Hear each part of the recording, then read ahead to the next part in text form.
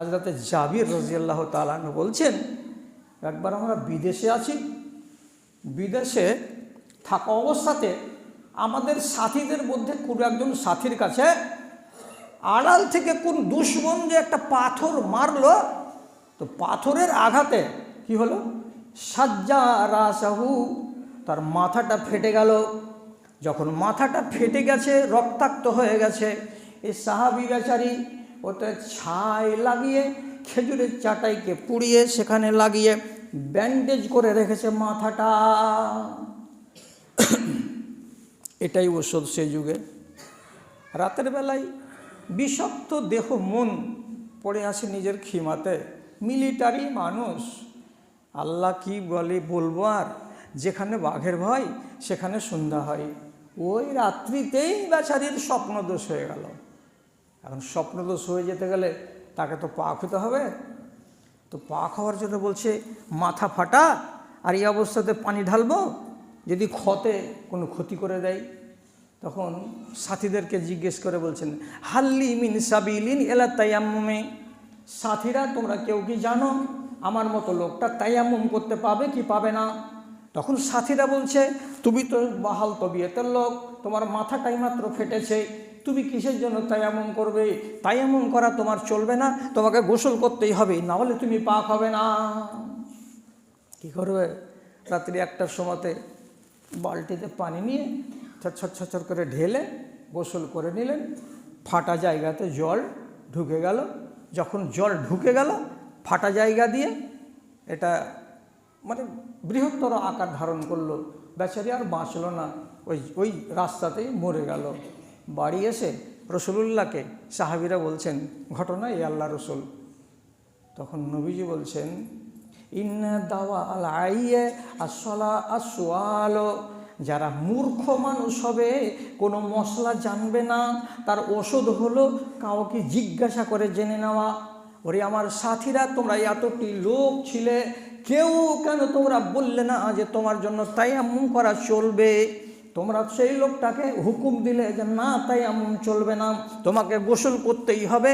আর এমন যখন কড়া ফতোয়া দিলে, বেচারি রাতের বেলায় গোসল করতে বাধ্য হলো। আর যেমনি গোসল করলো, ফাটা জায়গায় পানি ঢুকে গিয়ে তার মরণের কারণ হয়ে দাঁড়ালো। ইন্নাকুম কাতালতুমুহ, তোমরা মিলে জুলে সলা পরামর্শ করে লোকটাকে মার্ডার করে দিয়েছো, আল্লাহ তোমাদের মার্ডার করে দেয়। দেখছেন, না জানা থাকতে গেলে তুমি জেনে নাও মশলাকে, তারপরে কথা বলো। এত চরম সীমানায় কেন গেলে যে তোমার হবে না নামাজ রোজা কিছু কবুল, তুমি গোসল করো না হলে? একটা ভুলের কারণে আর একটা বাড়াবাড়ি করার কারণে একটা প্রাণ চলে গেল। আব্দুল্লাহ বিন মাসউদ, একজন জাদরেল সাহাবী, উনি বলছেন, ইন্নাকুম ফি জামানিন কাসিরিন ফিহি উলামাউহু ওয়া কালিলুন ফিহি খুতাবাউহু। ও আমার সম্প্রদায়েরা, আমার জাতির লোকেরা, তোমরা এখন এমন জমানাতে আছো, এই জমানায় আলেমের সংখ্যা অনেক বেশি আর বক্তার সংখ্যা একেবারে নগণ্য। সাহাবী ইবনে আব্বাস বলছেন, এই জমানায় আমাদের মধ্যে আলেমের সংখ্যা অনেক বেশি, বক্তার সংখ্যা অনেক কম। বক্তা আলাদা জিনিস, আলেম আলাদা জিনিস। তিনি বলছেন, সাইয়াতি আলান নাসি জামান, আগামী দিনে একটা সময় আসবে, সেই জামানায় কি হবে, কাসীরুন ফিহি আল খুতাবা ওয়া কালিলুন ফিহি আল উলামা। ওই যুগে আলেমের সংখ্যা আঙুলে গোনা হয়ে যাবে, অর্থাৎ কমে যাবে। আর কাসীরুন ফিহি আল খুতাবা, আর বক্তার সংখ্যা অনেক দ্বিগুণ ত্রিগুণ মাত্রাতে বেড়ে যাবে। বক্তা বেড়ে যাবে আর আলেম কমে যাবে। আর এখন আছে কি, আলেম বেশি আছে তো বক্তাটা কম আছে। তো আলেম বেশি থাকা অবস্থাতে ফিতনা কম হয়, আর বক্তা বেশি হতে গেলে, আলেম কমে যেতে গেলে ফিতনা বেড়ে যায়। আপনারাকে খুব ভালোবাসি এবং আপনারাও আমাকে ভালোবাসেন, এটা আল্লাহর কাছে আমি 1000বার বলবো মোহাব্বতের কথা। তো আমার উপরে রাগঝাল থাকলে আমাকে বলে দিন পার্সোনাল। ইবনে মাসউদের কথাটা কি আপনাকে মিথ্যা মনে হচ্ছে এই জামানার দিকে তাকিয়ে? আমাকে মিথ্যা লাগে না। ভালো ভালো আলেম কোথায়? যারা ভালো আলেম, যারা জাদরের আলেম, তারা মিম্বারকে বাপের জমিদারি মনে করে না। উঠে গেছি তো আমানতকে আমানতের মতো ব্যবহার করে, আর শুরু করলো নিজের কথা বলতে। এই হবে না তো, ওই হবে না তো, আমি এই করেছি তো, আমি ওই করেছি। এটাকে আমরা বলি দেশের ভাষা যে তাফালিং করা। যারা ওজনদার আলেম হবে তারা এই জায়গাটাকে আল্লাহ এবং রাসূলের জন্য ব্যবহার করবে, নিজের জন্য নয়। এখন আপনি দেখেন, এক আলেম আর এক আলেমকে বরদাস্ত করতে পারে না। বক্তা কত বেশি হয়েছে। এক বক্তা বলছে বাংলাদেশে, হ্যাঁ, শাড়ি পরে মেয়ে ছেলেপিলে নমাজি হবে না। পেরেশান এদেশের মেয়ে ছেলেপিলে ফোন করে করে করে করে রাতের নিদকে হারাম করে দিচ্ছে।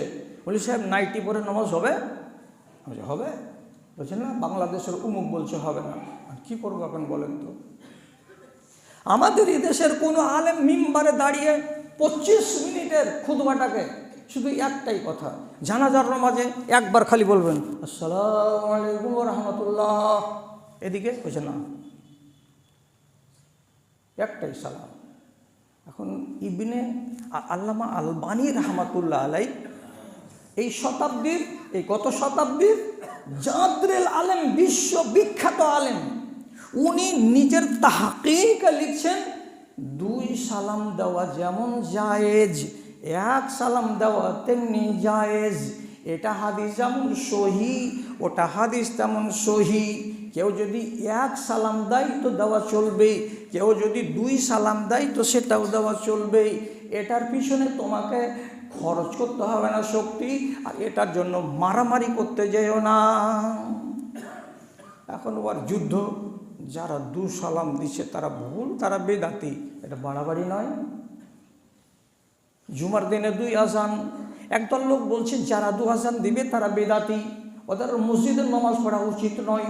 আর একদল লোক বলছে রাসূল করিম সাল্লাল্লাহু আলাইহি সাল্লাম বলছেন আমার সুন্নাতকে ফলো করবে এবং আমার 4 খলিফার সুন্নাতকে তোমরা ফলো করবে। সহিহ হাদিস, হযরত উসমান গনি রাদিয়াল্লাহু তাআলা আনহু প্রয়োজনের জন্য তিনি ডবল আজানকে আবিষ্কার করেছিলেন জুমার দিন। অতএব কেউ যদি প্রয়োজন মনে করে আজও ডবল আজান দেয় তো দেওয়াটা যাবে, আর কেউ যদি প্রয়োজন মনে না করে, না দেয়, তাহলে নাও দিতে পারে। কেউ যদি ডবল আজান দেয় তাহলে আমার মতো মৌলবি তাকে তাড়া যেন করতে না যায়, তোরা বিদাতি, তোরা জাহান্নামী, তোদের নামাজ হবে না, তোদের মসজিদ আহলে হাদিসের মসজিদ নয়। এটা বাড়াবাড়ি। মাঝখানে হও, মাঝখানে হয়ে থাকো, তাহলে তুমি সালামতিতে থাকবে, আমিও সালামতিতে থাকবো। মরা মানুষের এলান মসজিদের মাইকে করা যাবে না। ওরে আল্লাহ রে, কত বড় ভোল্টেজের এটা আলেম, আপনি চিন্তা করেন তো। যারা যারা মসজিদের মাইকে এলান করছে, আব্দুস সবুর হাজী সাহেব মারা গেছেন বেলা 10টার সময়, নেককার মানুষ, ইন্নালিল্লাহ। ওনার জানাজা হবে বেলা 3টার সময়। এলান, এলান মানে ঘোষণা। আর নাইন মানে হলো মরা মানুষের গুণকে আলোচনা করে তার মরার সংবাদ দেওয়া। গুণকে আলোচনা মানে কি? ওরে আমাদের দেশের যে দরদি লোকটা ছিল, জনদরদি, উমুক সাহেব মরে গেছে, জানাজা হবে 3টায়। এটা হলো নাই, এটা করা যাবে না। মাদ্রাসার সেক্রেটারি ছিল, অত্যন্ত নেক ইনসান, জীবনে কোনো দিন উনি মাদ্রাসা ছাড়া অন্য জায়গায় কিছু ভাবতেন না। এত পরেশগার মানুষ আজকে মরে গেছে, তার জানাজা হবে 3টায়। না, তার গুণ নিয়ে কোনো একটা শব্দ বলা চলবে না। শুধু বলতে হবে কি, অমুক মারা গেছে এবং তার জানাজা হবে এতটার সময়। ঘোষণা করা যাবে না, মসজিদের মাইকে সব করা যাবে না। আল্লাহর বান্দা একটু নরম হয় না? আমার ভাই, আমার বেরাদার, রাসূলুল্লাহ নিজে মসজিদে নববীর মিম্বারে খাড়ো হয়ে তিনি সমস্ত মুসল্লিদেরকে বলছেন, ইন্না আখাকুম আন-নাজ্জাশী কাদ মাতা, তোমাদের ভাই নাজ্জাশী বাদশাহ, এখানে এই হাবশা দেশের রাজা, তিনি ইসলামের প্রারম্ভিক কালে মদদ করেছিলেন আল্লাহ পাকের নবীর। এই বাদশাহ পরবর্তী সময়ে ঈমান গ্রহণ করেছিলেন। উনি যখন মারা গেলেন, রব্বুল আলামিন তার নবীকে ওয়াহির মারফতে জানালেন। এখান থেকে প্লেনে 2.5 ঘন্টার রাস্তা দূরে একটা দেশে নাজ্জাশী বাদশাহ মারা গেছে। রাসূলুল্লাহ মিম্বারে দাঁড়িয়ে বলছেন, তোমাদের ভাই নাজ্জাশী বাদশাহ মারা গেছে, আজকে তার জানাজার নামাজ হবে। রাসূলুল্লাহর এই আমলটুকুকে যদি মানি, আপনার আক্কেলটা কি বলছে যে আমার দেশের কোনো মরা মানুষকে যদি মাইকে বলি তো করে দিতে গেলে কি পাহাড় ভাঙা অপরাধ হবে? মদিনা থেকে 1000 কিলোমিটার দূরে মাউতার যুদ্ধে 3 জন কমান্ডার 1, 2, 3 পর পর শহীদ হয়ে যাচ্ছেন। রাসূলুল্লাহকে খবর দেওয়া হচ্ছে ওহির মারফতে। মসজিদে তিনি খবর দিয়ে বলছেন, তোমরা কেউ খবর পাওনি, আমাকে খবর দেওয়া হয়েছে আমার কমান্ডারেরা 3 জন ওখানে মারা গেছে, তাদের জানাজার নামাজ অনুষ্ঠিত হবে। আল্লাহ পাকের নবী তাদের মরণের খবর মদিনাতে দিলেন এবং তাদের জানাজার নামাজও আদায় করলেন। তাহলে এই হাদিসকে আর আগের হাদিসকে যদি সামনে রাখি আর রাখার পরে বলি যে মৃত্যু মানুষের শুধু মরণের সংবাদটা মাইকে বলবো, এটা হারাম বলিও না রে দাদা, তাহলে আমি আছি নরমপন্থীতে। আর আপনি যদি বলেন এটা হারাম, এটা বিদাত, আপনি আছেন চরমপন্থার উপরে। ঝগড়া মিটে না। এই 1-2টা কাজই আছে, এত বাড়াবাড়ি ভালো নয়। মাঝখানে থাকবেন, আরামে থাকবেন। আর আল্লাহ তাআলা বলছেন ওয়াজআলনাকুম উম্মাতান ওয়াসাতা, তোমাদেরকে আমি মধ্যমপন্থী উম্মত করে পাঠিয়েছি। তাহলে আমার ব্যবহার, আমার কাজ, আমার কর্ম, এখানেও আমাকে মধ্যম পন্থা অবলম্বন করতে হবে। বাড়াবাড়ি কোনোদিন ভালো ফল বয়ে আনে না। আর এই জন্য আমাদের ভেতরে এত জঞ্জাল, আর এই জন্য আমাদের ভেতরে এত মারামারি আর হানাহানি আর কথা কাটাকাটি আর ফেসবুকে লেখালেখি আর একজন আরেকজনের পেছনে ধাওয়া করা করি, কেউ বসে নেই। আল্লাহ হেফাজত করে আমাদের। ভালো করে শুনেন।